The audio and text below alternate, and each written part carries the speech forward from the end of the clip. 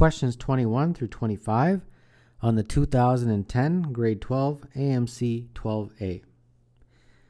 The graph of y is equal to x to the 6th minus 10x to the 5th plus 29x 4th minus 4x to the 3rd plus ax squared lies above the line y is equal to bx plus c, except at three values of x where the graph and the line intersect. What is the largest of those values? We have to figure out the intersection point of these two equations, so we will set them equal to each other. And then we can put everything on one side and set it equal to 0, and therefore the roots of that new equation will be what we are interested in. And this equation is the one that we need to calculate the roots for. And I will let the roots be P, Q, and R. And those 3 points also represent the 3 intersection points of the two original equations. So this equation will now be summarized as follows: x minus p times x minus q times x minus r. But the problem is that when you expand this, you're only going to get a maximum of x to the power of 3. But this has a power of 6. That's only possible if p, q, and r are double roots. And what that basically means, that all of these guys have to be squared. Now, we have to, unfortunately, expand all of this because we have to eventually match coefficients with this and that to figure out what exactly those roots are. And we can continue expanding this in the brackets. And at this point, we can collect like terms. X to the power of 3 just has a coefficient of 1. But if I were to factor out x squared, I get minus r minus q minus p as my coefficient. The coefficient in front of x is going to be rq plus rp plus pq. And then we have this lone minus rpq at the end. And don't forget, that is all squared like that. And this we want to summarize into a form that we can compare coefficients, because right now it's very messy. We'd have to compare that with the coefficients up here, and we'd have to compare this with the coefficients. So we can make our life easier by just calling them the following. We can say x to the 3rd plus a x squared plus b x plus c, like that. And just as an aside, what we have really done is we have set a equal to minus r minus q minus p. We have set b equal to rq plus rp plus pq. And we have let c equal to minus rpq. Okay. Now remember, there's a squared there, so we're still not done. We still have to expand this. So let's expand that equation. And remember, this right here is really representing this original polynomial. So that I want to bring down, because that is what will help me compare coefficients. And there we go. So at this point we have to expand this, and we will do as follows. And now we have to collect like terms, and then we will compare coefficients with that equation. So we have x to the power of 6, and then the x to the 5th coefficient is 2a. And then the x to the 4th coefficient is a squared plus 2b. The x to the 3rd coefficient is 2ab plus 2c, and then we have 2ac plus b squared is the coefficient for x squared, and then finally we have 2bcx plus c squared. Now we can finally compare coefficients. So here we go.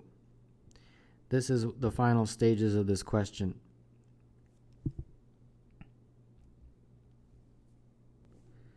This 2a is equivalent to minus 10. So minus 10 equals 2a, and therefore a is equal to negative 5.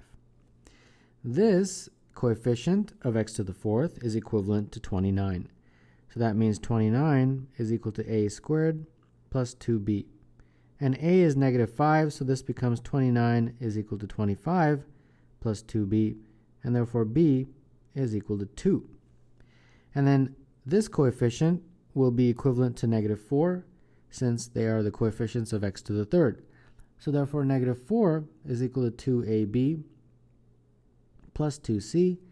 Substituting for a equals negative 5 and b equals 2 will allow us to solve for c. And this looks like it will be negative 20, and then if you bring it over, it'll be 20 minus 4, which is 16. So c, therefore, is 8. So there we go. Our equation, which was originally of this form, right here, we can now write, since we know a, b, and c. It will therefore be x to the power of 3. Our a is negative 5. Our b is 2. And our c is 8.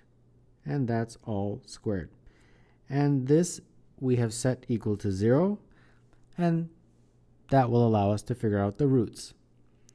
Now the first thing I notice is by inspection that one of the roots must be equivalent to negative 1, because if you substitute negative 1 into this, it will become 0. And that definitely helps us. So if we factor that, we get x plus 1 is equal to, this looks like it will be x squared minus 6x plus 8. And remember, this is all squared. And then we can factor again this part of the equation, and it will give me x plus 1 there, and this factors into x minus 2 and x minus 4. So there we go. We just got the roots. The roots are x equals negative 1, which I got from inspection, and then from factoring, I got x equals 2 and x equals 4. And they wanted us to figure out the largest of those roots, and the largest is 4. So the answer to this big long question is 4, which is choice A.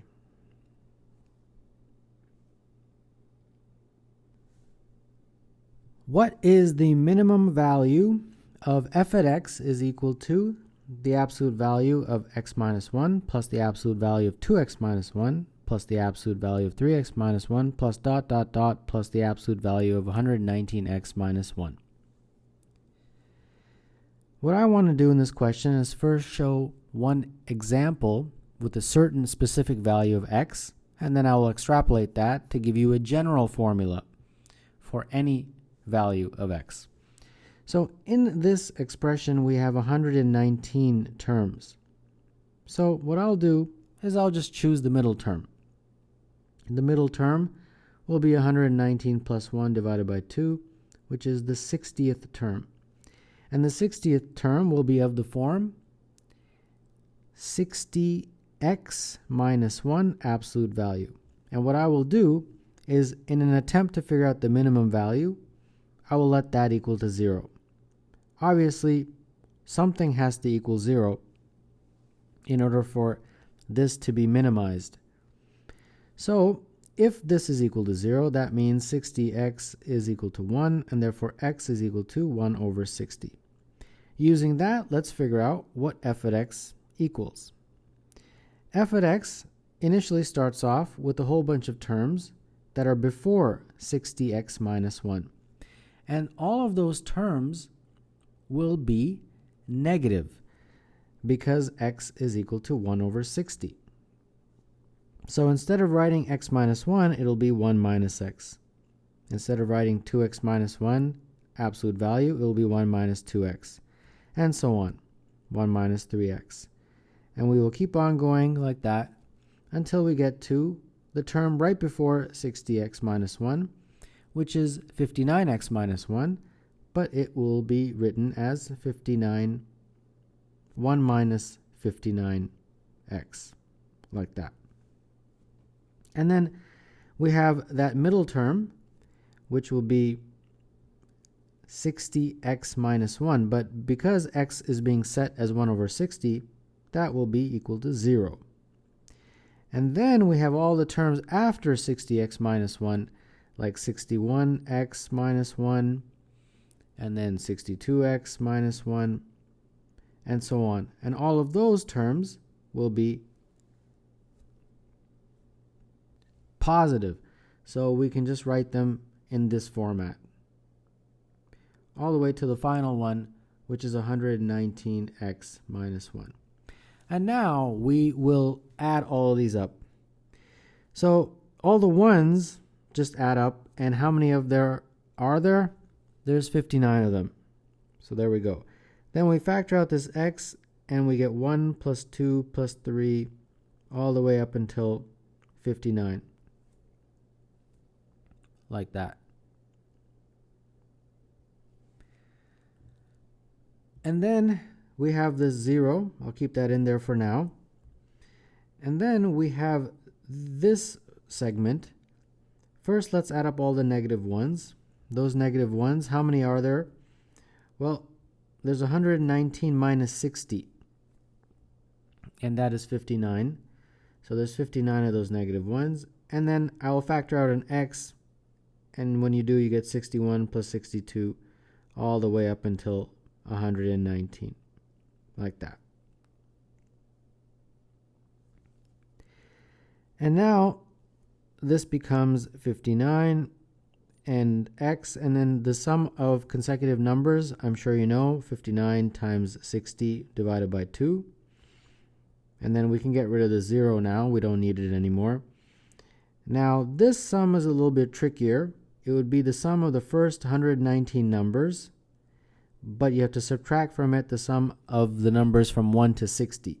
So it'd be 60 times 61 over 2, like that. And then we've got this minus 59. The 59 here and the minus 59 there cancel, and all you are left with is minus x. This number is 1770. Then we have plus x, and then these numbers are 7140 minus 1830.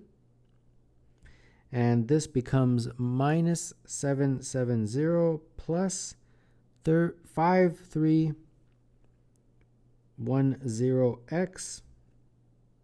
And this is 3540x. Now I will substitute my value for x, which is 1 over 60. And when I do, I get 3540 divided by 60, and that is equivalent to 59. Now, is 59 one of the answer choices? Unfortunately, it's not. That just means that x is not equal to 1 over 60, but I came pretty close just by making that guess that maybe the middle term is equal to 0. Now what I will do is do the exact same thing, but for the general formula for any n, not just x equals 1 over 60. So here we go. In my previous example, I had set 60x minus 1 equal to 0, just as an initial guess. But this time I'm not going to do that. I'm just going to set nx minus 1 equal to 0. I don't know what n is. I had guessed that it was 60. I was wrong, so I'll just use n.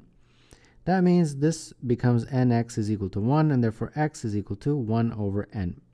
And in a very similar way, we will now figure out f at x. F at x will therefore be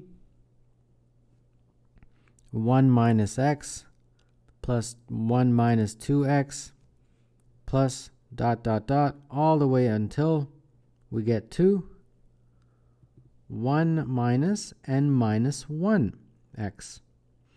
And then we have that middle term, which of course will be 0 when x is equal to n. So I'll put that 0 in there. And then you just keep going with the remainder of the expression, which will be positive, and it'll be written as n plus 1 x minus 1, all the way until you get to the very last one, which was 119x minus 1. F at x now becomes, we have to add up all the ones. That's pretty straightforward. How many of these ones do we have? Well, we have n minus 1 of them. Ones. And then I will factor out this negative x, and when I do, I get 1 plus 2 all the way up until n minus 1. And then of course I've got that 0 in there, right here. And then I add to that this string of expressions. First we'll add up all the negative ones. How many of those do we have? Well, we have 119 minus n of those. And then we have to add up all of these guys. I can do that by first factoring out the x. And when I do, it just leaves me with n plus 1. And then plus all the way up until 119.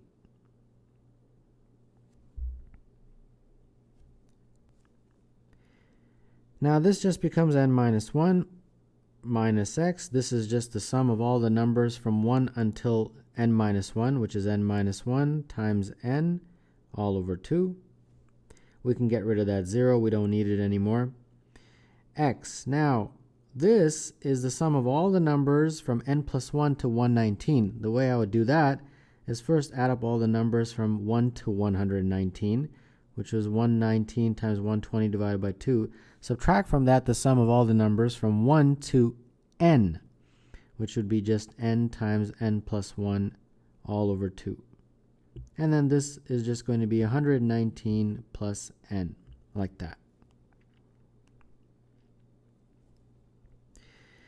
Now, at this point of the question, I'd like to substitute my value for x. And that value, if you recall, was 1 over n. So let's do that. That means this is just n minus 1 minus 1 over n. That's my value for x. N minus 1 times n over 2. X is 1 over n. This number is 7140. And this is just n times n plus 1 over 2. And this is 119 plus n. Now let's collect as many like terms as we can. Those two n's combine to give 2n. The negative 1 and the 119 combine to give minus 120. This n cancels with that. And that just leaves me with minus n minus 1 over 2 plus 7140 over n. This n cancels with that n. And we just get left with minus n plus 1 over 2. Now this and this can be combined. So that's just going to be minus n plus 1 minus n minus 1 all over 2, like that. And this looks like it will just be the 1 and minus 1 cancel, minus 2n over 2, so minus n. And finally, our expression becomes just n minus 120 plus 7140 over n. So we want to minimize this. Now, how do we do that? Well, I want to pay attention to the 7140 and break that up into its prime factors. And if you do, it's about 2 times 2 times 3 times 5 times 7 times 17. And obviously, this number will be an integer if n is some divisor of 7140. So now you just fiddle around with this. And I'm going to choose my n to be 5 times 17. If I do that, n is 85. And let's see what I get here. That means for f at x, and remember x was 1 over n. If I substitute n equals 85, this becomes 85 minus 120 plus 7140 over 85. This becomes minus 35 plus 84, and that is equivalent to 49. And 49 is indeed one of the answer choices. It is the minimum of the answer choices. So number 22, the answer is A.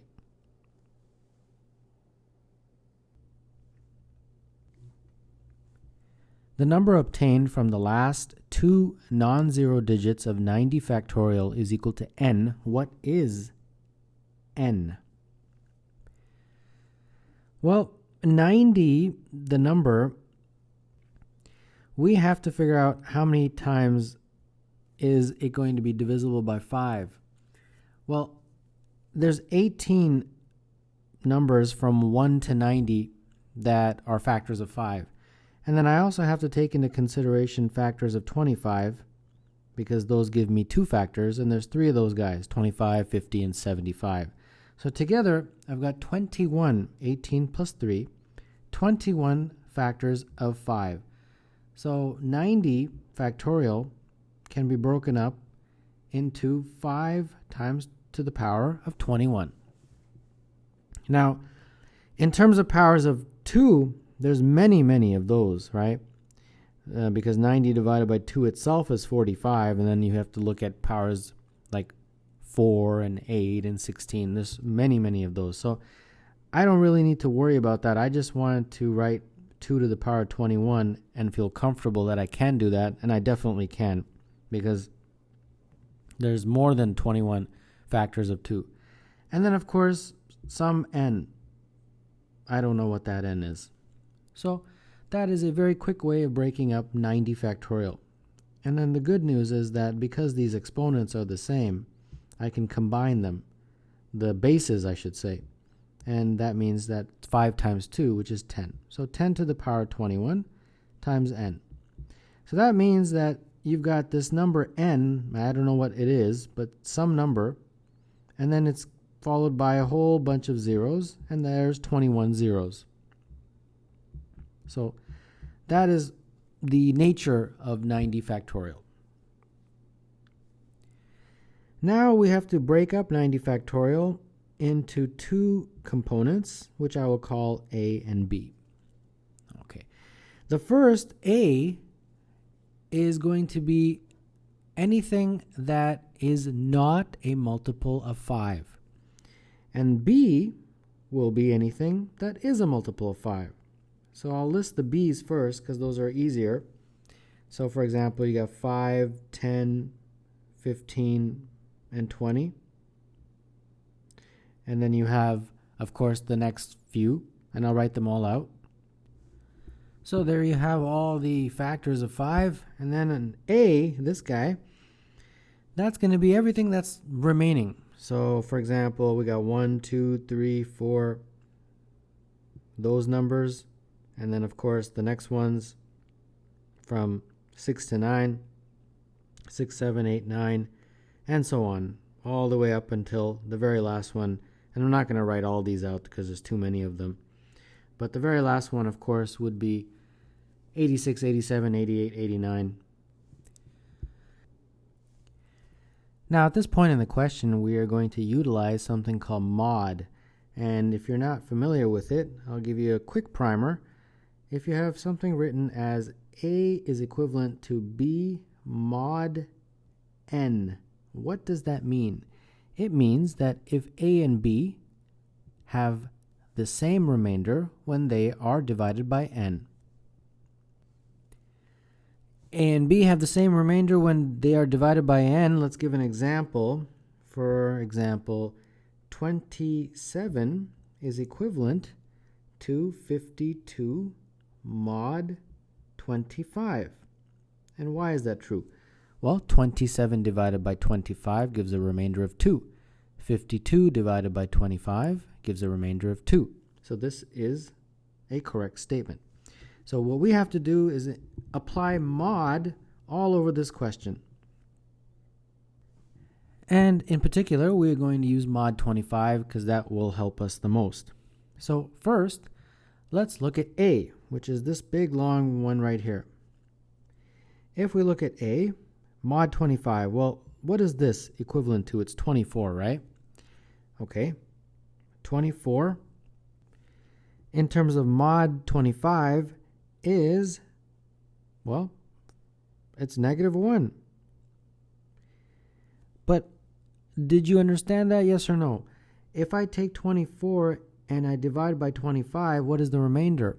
Well, the remainder is 24, but you can also write it as -1 because -1 plus 25 is 24.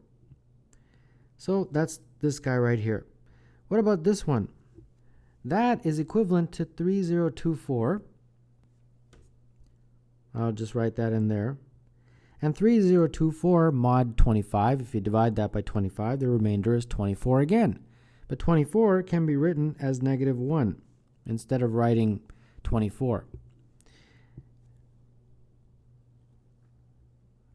And all of these have the same. If you do this one, you will see that that is 24,024. And yet again, if you take the mod of 5, the remainder is 24, but 24 can be written as -1 in the world of mod. So all of these become -1s. And how many are there?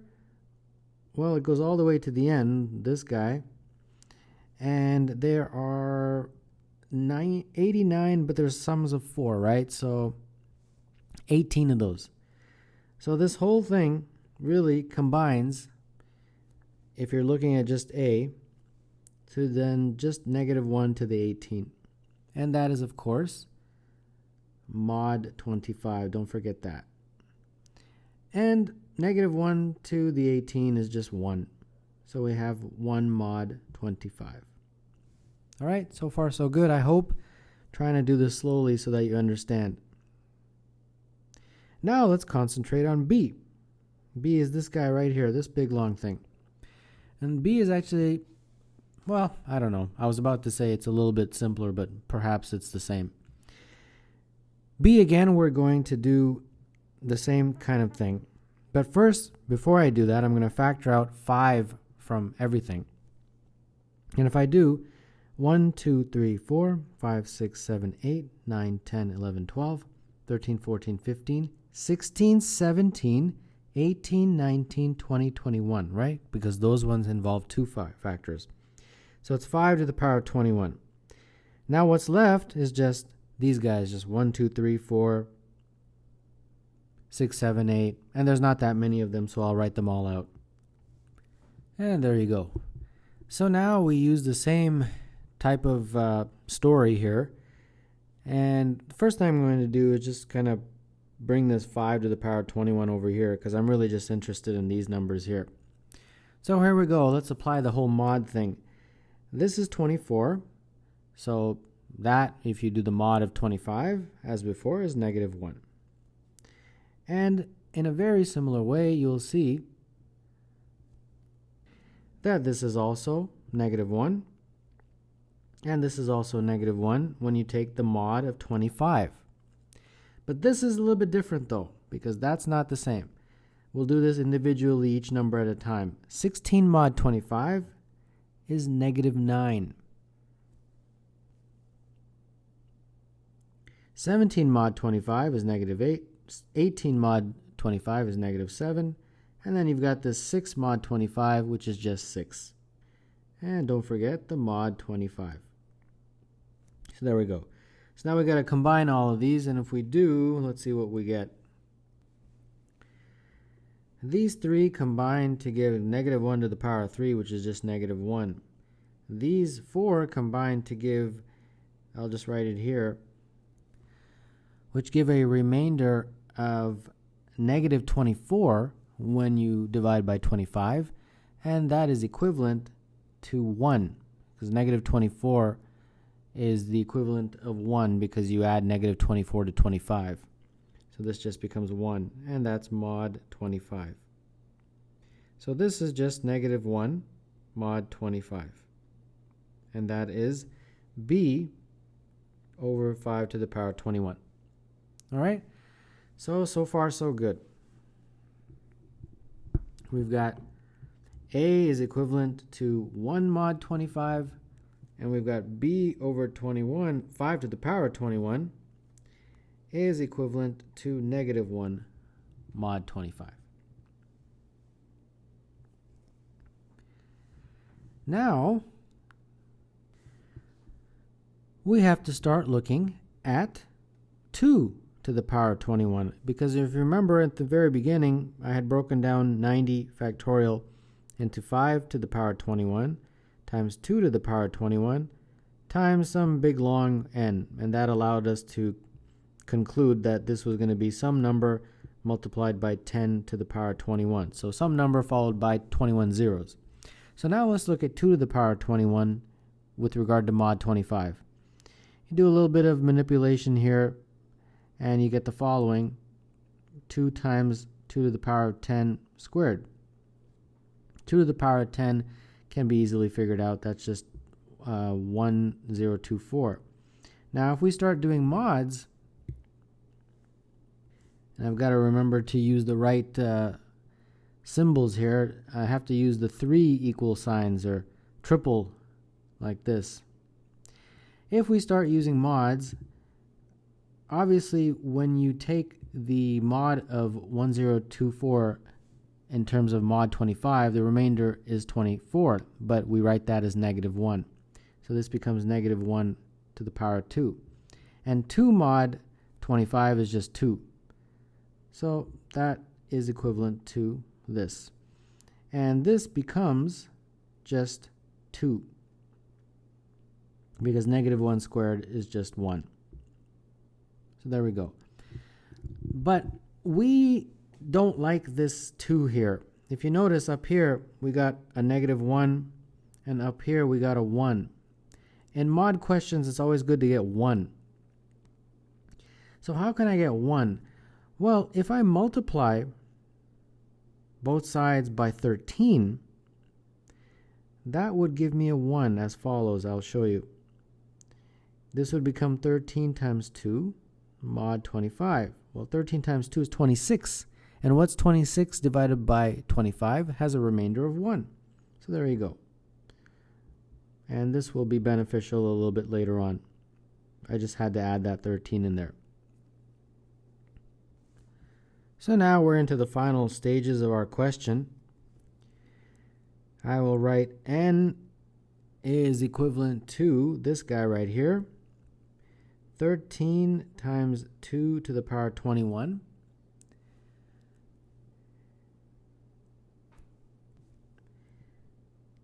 N, and that's the mod of 25. Now, this part here is very similar to what we have up here. If you notice, if you manipulate that, you'll be able to write that as the following. It will be 90 factorial over 5 to the 21 factorial. And that is, of course, mod 25. Now, this guy right here, we had earlier figured out what that is. That is equivalent to a times b.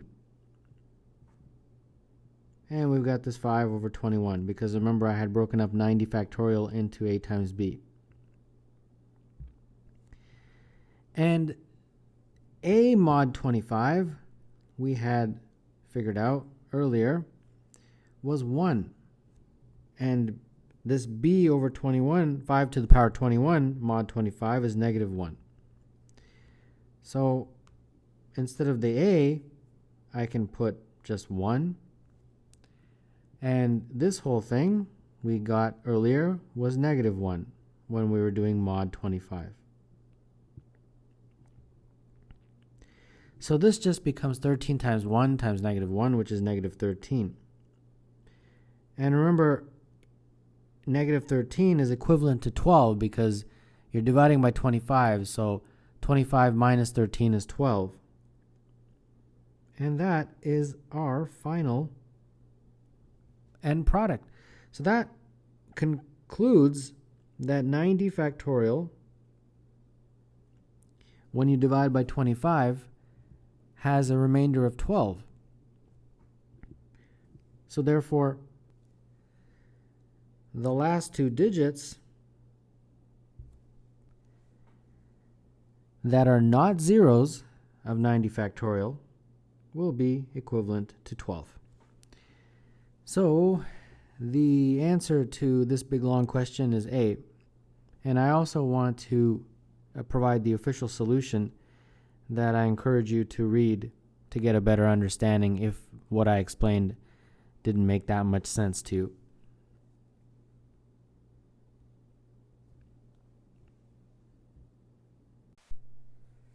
Let f at x equal the log to the base 10 of sine pi x, sine 2 pi x, sine 3 pi x, until sine 8 pi x. The intersection of the domain of f at x with the interval 0, 1 is a union of n disjoint open intervals. What is n? So a few things I'd like to discuss before I get started. If f at x is equal to, say, anything, and let's just say it's sine of pi x, like that, that means that this has to be greater than 0. And the reason is because you cannot take the log of something that is either 0 or negative. So that's the first thing that you have to keep in mind. Now we have to consider the fact that the sine curve, if you're looking at it just from, say, 0 to pi until 2 pi, it behaves, as I'm sure you know, like this, where this is 1 and this is negative 1.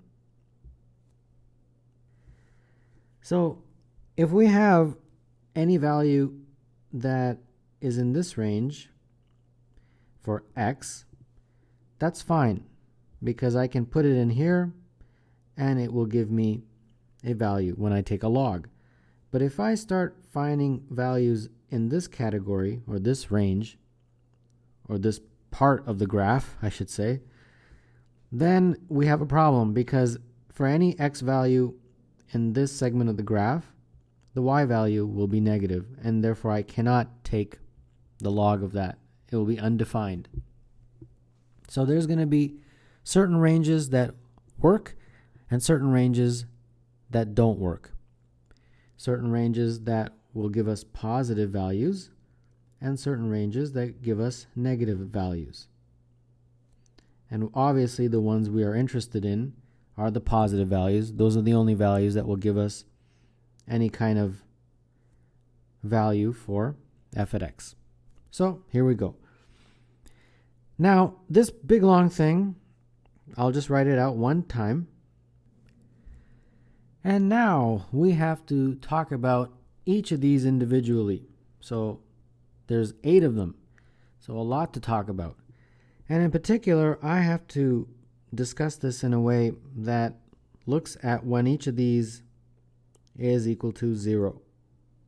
And that will allow me to sort of get a better understanding of these intervals.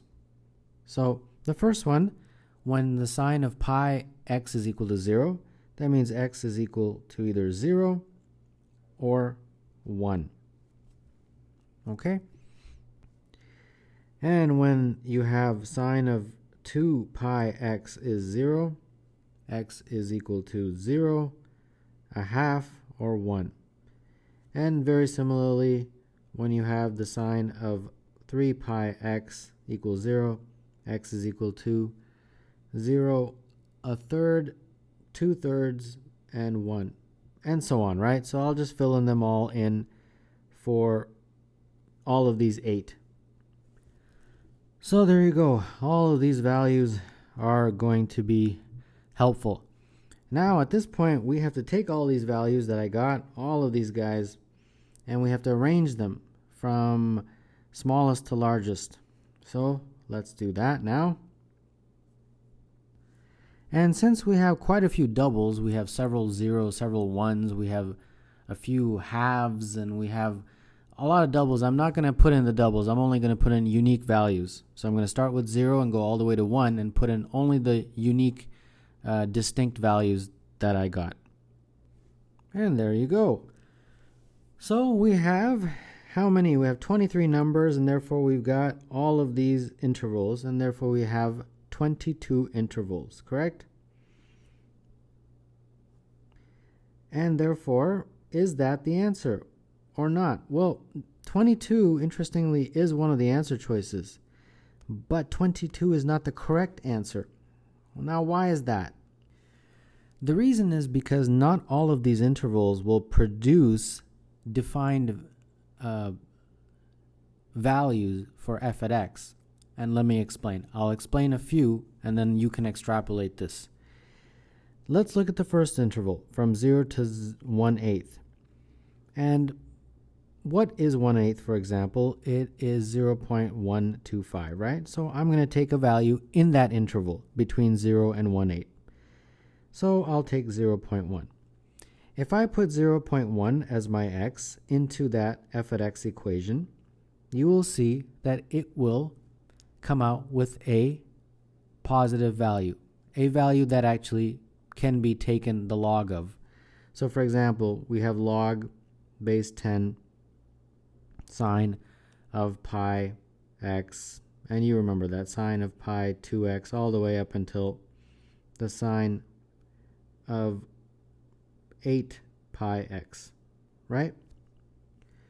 Well, a value of x in this interval will indeed produce a positive value for this guy. And if you have a positive value, you can take the log of it. So this interval is good. But the next interval is bad. It will not produce a positive value, and I'll explain why. So what is 1 over 7 in terms of a decimal? It is approximately 0.14, right? So I will choose x to be between 1/8 and 1 over 7, so about 0.13. That should be sufficient. If you put x equal to 0.13 into this equation, you will get a negative value. For example, the sine of 8 pi x would become the sine of 8 times 180 degrees times 0.13, and that is the sine of 187, and that is negative. It's like negative 0.1. And if you put a negative here, then all of this will turn to negative, and therefore you won't be able to take the log of it. It will be undefined. So therefore that interval we cannot use as one of our intervals. And very similarly, we have to figure that out for every one of these, and that's extremely time consuming for a math contest. I have no idea how people could do this in a few minutes unless there's some shortcut. So that is positive. That is positive. I'm just going to put a line on the positive intervals. This is positive. This one is positive. Now the good news, the only good news I think in terms of saving time, is that this is symmetric. So everything that happens to this side is the same as what happens on that side. So if you can figure out these 5, there's going to be 5 on that side that are also positive. So perhaps, somebody who can do this really quickly is able to figure that out. Actually, there's not 5, there's 6. There's this one here also, sorry about that. And then there's this one. And then there's this one, and this one, this one, and a couple more, I think. Yeah, this one and that one. So we have 1, 2, 3, 4, 5, 6, and then 6 on the other side. So there's only 12 intervals that actually give a defined value for f at x. All the other ones give negatives. So that is how you do this question. Very time-consuming, very challenging question in my humble opinion. The answer is 12 intervals, and therefore that would make number 24. The correct answer is B.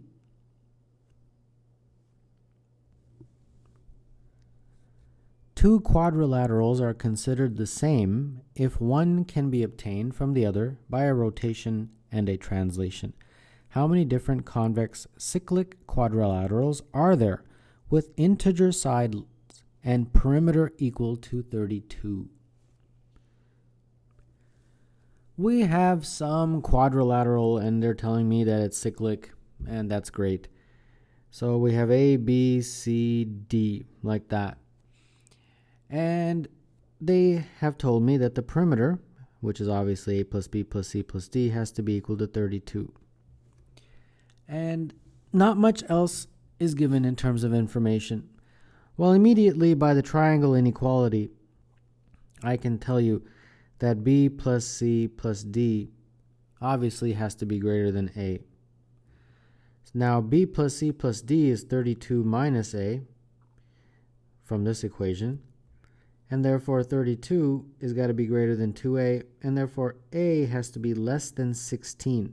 So A can be 15, 14, all the way down till 1. So that's the first piece of information. Now, to figure this question out, we have to look at 4 different cases. Actually, 5 different cases. And they get progressively more difficult, so just be prepared. Case number 1 is when all the sides are equal. And since the perimeter is 32, each side must be equal to 8. And how many ways are there to do that? The number of quads, short for quadrilateral, well, there's only one, right? One quadrilateral that has the sides 8, 8, 8, 8. Okay, we're done with case 1. Case 2. Case 2 is when 3 sides are equal. Now, if 3 sides are equal, there's only a few ways of doing that. We can have A, B, C, and D as follows. We can have 10, 10, 10. And if we do that, becomes 2 for A, which is allowed. We can have 9, 9, 9. And that means A would be 5. We can have 8, 8, 8. But if we do that, it becomes the same as that. So that's a double count. 7, 7, 7, and 11. And then 6, 6, 6, and 14. We can't go any more because then A would become greater than 15. And remember, A has to be less than 16. So this one gives me 4. Okay, these are the easy ones. Now we get into case 3, 4, and 5. And that's going to be hopefully not too bad. But it's very time consuming. And I always wonder, how do people do this on a math contest, which gives you about 3 minutes? Case number 3 is when you have 2 pairs of equal sides. So one such example is that, A equals B and C equals D, right? So for A and B, you can have any number from 9 to 15. And the corresponding number for C and D would be any number from 1 to 7. So for example, if A was equal to B is equal to 7, then the corresponding numbers for C and D would be 9. It would be 14 plus 18, which is equal to 32. Now, for each of these, the quadrilateral can be arranged in 2 different ways. The first way is when you have the 9 as opposites, like that. The other way is when you have the 9 and 9 side by side. See that? One looks like a kite, the other one is obviously a rectangle. So for each of these, you would have 2 different quadrilaterals. So 9 to 15 gives you 7 possibilities, but for each of those, you get 2. So 7 times 2 is the total number, and that is 14. So that takes care of case number 3. Just remember, for each of these forms, you can create 2 different quadrilaterals, a rectangle and a kite, like I drew. Now we are into case number 4. Case number 4 is when you have two sides that are equal. Now, if two sides are equal, we have quite a few scenarios. I'll give you just the first couple. For example, if you have sides that are equivalent to 2, so you have A is equal to B is equal to 2. Then the other two, C must be equal to 13, and D must be equal to 15. And another example I'll give you is if A and B are equal to 3, then we've got a few more scenarios. We've got C could equal 12, D could equal 14, or C could equal 11, and D could equal 15, like that. So for the first one, for example, you get only one, this guy. And then for this one, you get two possible sets. And very similarly, when you keep on going like that for A plus B, A equals B equals 4 and all that, it becomes pretty complicated. It gets up to like this: 3 sets, and then 4 sets, and then 4, and then 5, and then 7, and then 5, and then it comes back down to 4, 4, and then 3, 2, and 1. Each of these corresponding to a different integer that you've selected for A and B. And when you add all these up, you get 45. But what makes this even more complicated is that for each of these sets, there's 3 different scenarios. So I'll explain that. Let's say you've got one quadrilateral, another quadrilateral, and another one, right? So for example, let's say you have this first one, 2, 2, 13, 15. It can be drawn like this: 2, 2, 13, 15.